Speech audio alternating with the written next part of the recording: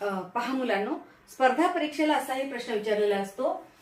उमेश 60 सेकंदात 100 मीटर चालतो तर एका तासात किती अंतर चालेल. म्हणजे सेकंदात दिलेलं असतं आणि तासातलं विचारलेलं असतं. मग आता 60 सेकंदात 100 मीटर, 60 सेकंद म्हणजेच 1 मिनिट. मग एका मिनिटात 100 मीटर चालतो. एका मिनिटात 100 मीटर चालतो. मग एका तासात किती अंतर चालेल. मग आपल्याला माहितीये की 60 मिनिटे बरोबर 1 तास. मग 60 मिनिटात तो किती अंतर चालतो हे आपल्याला काढायचं आहे. मग आपण 100 गुणिले 60 करायचे. 60 0 0 60 0 0 आणि 60 1 60 म्हणजे किती आलं 6000 मीटर.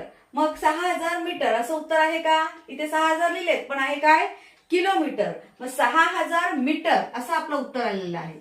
मग 6000 मीटर म्हणजेच किती किलोमीटर 6 किलोमीटर. मग असं उत्तर पर्यायात आहे का बघूया. 6 किलोमीटर इथे उत्तर आहे. म्हणजेच आपलं उत्तर काय आहे पर्याय क्रमांक 3. समजलं कसं करायचं.